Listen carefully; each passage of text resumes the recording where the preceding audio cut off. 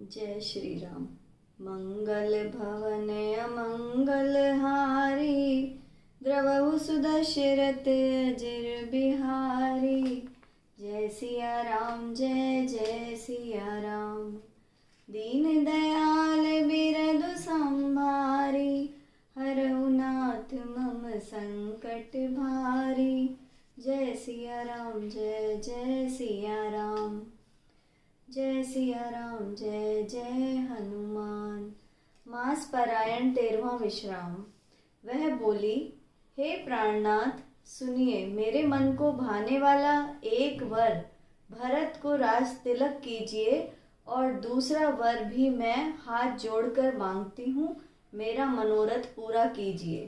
तपस्वियों के वेश में विशेष उदासीन भाव से राम 14 वर्ष तक वन में निवास करें।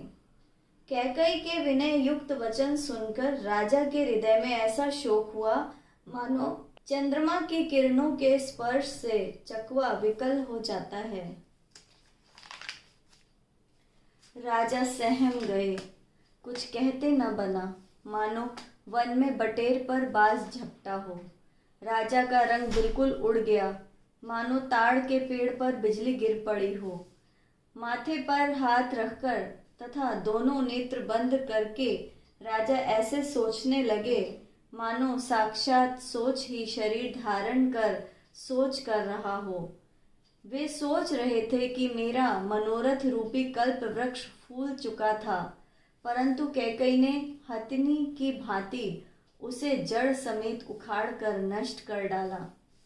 कैकई ने अयोध्या को उजाड़ दिया और विपत्ति की सुदृढ़ नींव डाल दी।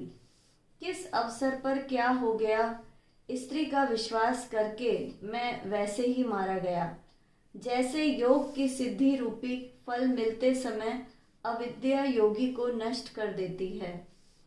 इस प्रकार राजा मन ही मन झींक रहे थे। राजा का ऐसा हाल देखकर दुर्बुद्धि कैकई मन में क्रोधित हुई और बोली, क्या भरत आपके पुत्र नहीं है, अथवा मैं आपकी विवाहिता पत्नी नहीं हूं, जो मेरा वचन सुनते ही आपको बाण जैसा लगा? तो आप सोच समझकर बात क्यों नहीं करते? उत्तर दीजिए, हाँ कीजिए, नहीं तो ना कर दीजिए। आप रघुवंश में सत्य प्रतिज्ञा करने वाले हैं, आपने ही वर देने को कहा था, अब न दीजिए। सत्य को छोड़ दीजिए और जगत में अपयश बन जाइए। आपने सत्य की सराहना करके वर देने को कहा था, तो क्या यह समझा था कि मैं चबेना ही मांग लूंगी? राजा शिवी, दधीची और बलि ने जो कुछ कहा, शरीर और धन त्याग कर भी उन्होंने उस वचन को निभाया। उस समय कैकई अति कड़वे वचन कह रही थी, मानो जले पर नमक छिड़क रही हो। धर्म की धुरी को धारण करने वाले राजा दशरथ ने धैर्य पूर्वक अपने नेत्र खोले और सिर धुनकर तथा लंबी सांस लेकर कहा कि तूने मेरे लिए ऐसी कठिन परिस्थिति उत्पन्न कर दी जिससे बच निकलना कठिन हो गया। प्रचंड क्रोध से जलती हुई कैकई उस समय इस प्रकार दिखाई पड़ी मानो क्रोध रूपी तलवार म्यान से बाहर निकल आई हो।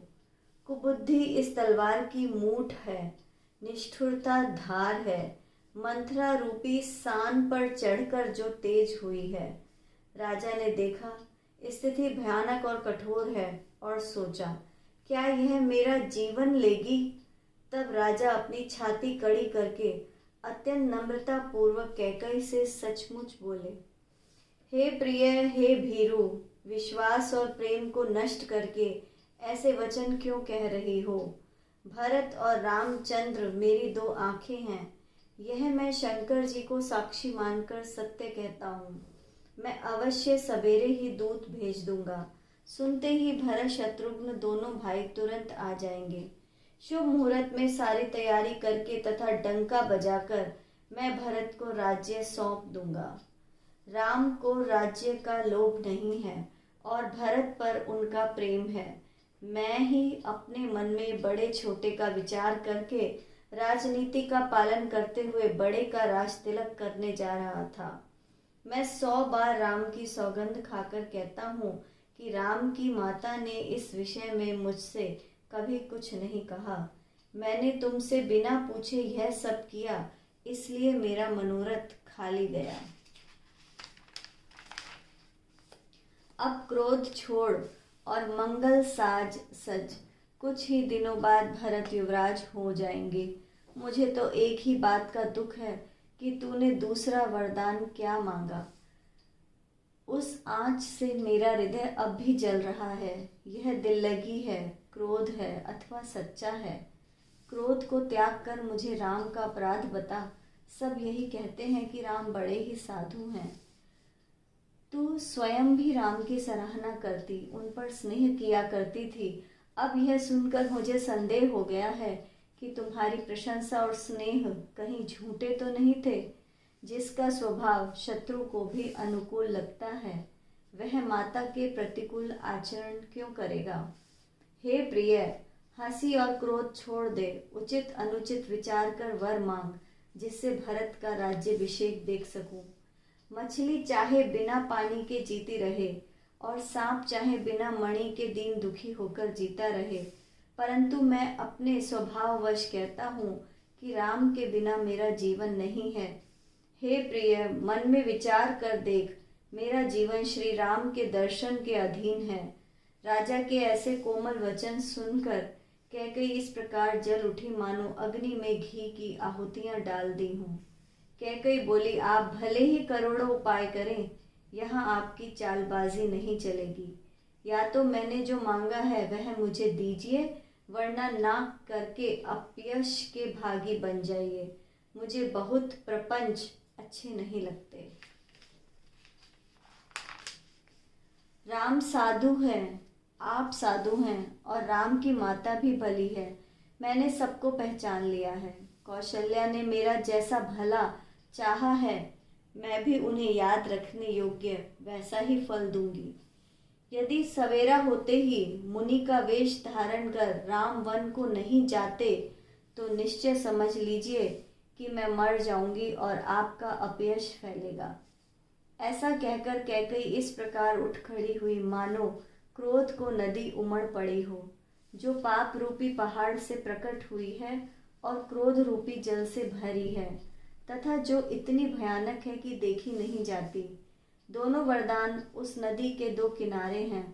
कैकेयी का कठिन हठ ही उसकी तीव्र धारा है और मंथरा के वचनों की प्रेरणा भंवर है, जो राजा दशरथ रूपी वृक्ष के जड़ को उखाड़ कर डहाती हुई विपत्ति रूपी समुद्र की ओर सीधी चली जा रही है। राजा ने समझ लिया कि बात वास्तव में सच्ची है। स्त्री के बहाने मृत्यु ही मेरे सिर पर नाच रही है। फिर राजा ने कैकेयी के चरण पकड़कर तथा उसे बिठाकर विनती की कि तू सूर्य कुल रूपी वृक्ष के लिए कुल्हाड़ी मत बन। तू मेरा मस्तक मांग ले, मैं तुझे अभी दे दूंगा, पर राम के विरह में मुझे मत मार। जैसे भी हो तू राम को रख ले, नहीं तो तेरी छाती जीवन भर जलेगी। राजा ने देखा कि रोग असाध्य है, तो वे अत्यंत आर्तवाणी से हाँ राम, हाँ राम, हाँ रघुनाथ कहते हुए सिर पीटकर जमीन पर गिर पड़े। राजा व्याकुल हो गए।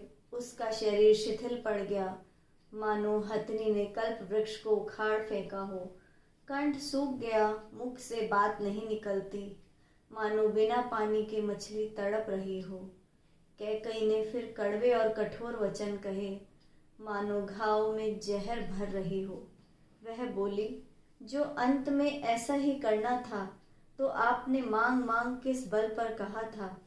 ठहाका मारकर हंसना और गाल फुलाना, क्या ये दोनों काम एक साथ हो सकते हैं। दानी भी कहाना और कंजूसी भी करना, क्या इस प्रकार क्षेम कुशल भी रह सकती है। अब आप या तो अपनी प्रतिज्ञा छोड़ दीजिए या धैर्य धारण कीजिए। यों असहाय स्त्री की भांति मत रोइए। सत्यव्रती के लिए तो शरीर, स्त्री, पुत्र, घर, धन और पृथ्वी सब तिनके के बराबर होते हैं। कैकेयी के मर्म भेदी वचन सुनकर राजा बोले, तू जो चाहे कह, तेरा कुछ दोष नहीं है। मेरा काल मानो तुझे पेशाब होकर लग गया है, वही तुझसे यह सब कहला रहा है। भरत तो भूल कर भी राजपद नहीं चाहते, होनहार वश तेरे ही मन में कुमति आ गई। यह सब मेरे पापों का परिणाम है, जिससे कुसमय में विधाता विपरीत हो गया। यह सुंदर अयोध्या नगरी दोबारा से भली भांति बसेगी और समस्त गुणों के धाम श्री राम का राज्य भी होगा। सब भाई उनकी सेवा करेंगे और तीनों लोकों में श्री राम की बड़ाई होगी। लेकिन तेरा कलंक और मेरा पश्चाताप मरने पर भी नहीं मिटेगा। यह किसी प्रकार नहीं जाएगा। अब तुझे जो अच्छा लगे वही कर। मेरे सामने से हट जा, मुझे अपना मुंह मत दिखा। मैं हाथ जोड़कर कहता हूँ कि जब तक मैं जीता रहूं तब तक फिर मुझसे ना बोलना। अरे अभागनी, अंत में तू पछताएगी, जो तू तात के लिए गाय को मार रही है। अनेक प्रकार से समझाकर और यह कहकर कि तू क्यों सर्वनाश कर रही है, राजा दशरथ पृथ्वी पर गिर पड़े। लेकिन कपट करने में चतुर कैकई कुछ बोली नहीं, मानो शमशान में बैठकर कोई प्रेत मंत्र सिद्ध कर रही हो। राजा राम राम रट रहे थे और इतने व्याकुल थे जैसे कोई पक्षी पंख के बिना बेहाल हो। वे अपने हृदय में मना रहे थे कि सवेरा ना हो और कोई श्री रामचंद्र जी से यह बात ना कहे। हे रघुकुल के गुरु सूर्य भगवान, आप उदय ना हो। अयोध्या को बेहाल देखकर आपके हृदय में बड़ी पीड़ा होगी। राजा की प्रीति और कैकई की निष्ठुरता दोनों को ही ब्रह्मा ने बनाया है। विलाप करते करते ही राजा को सवेरा हो गया। राजद्वार पर वीणा, बांसुरी और शंख ध्वनि होने लगी। भाट लोग विरुदावली पढ़ रहे थे और गवई गुणगान कर रहे थे, परंतु राजा को वे बाण जैसे लग रहे थे। राजा को ये सब मंगल साज उसी प्रकार नहीं सुहा रहे जैसे पति के साथ सती होने वाली स्त्री को आभूषण। श्री रामचंद्र जी के दर्शन की लालसा और उत्साह के कारण उस रात किसी को भी नींद नहीं आई। राजद्वार पर मंत्रियों और सेवकों की भीड़ लग गई। वे सब सूर्य को उदय हुआ देखकर कहने लगे कि ऐसा कौन सा विशेष कारण है कि महाराज दशरथ अभी तक नहीं जागे। मंगल भवन अमंगल हारी, द्रवहु सुदशरथ अजिर बिहारी। जय सिया राम, जय जय सिया राम। दीन दयाल बिरदु संभारी, हरऊ नाथ मम संकट भारी। जय सिया राम, जय जय सिया राम। जय सिया राम, जय जय हनुमान। जय श्री राम।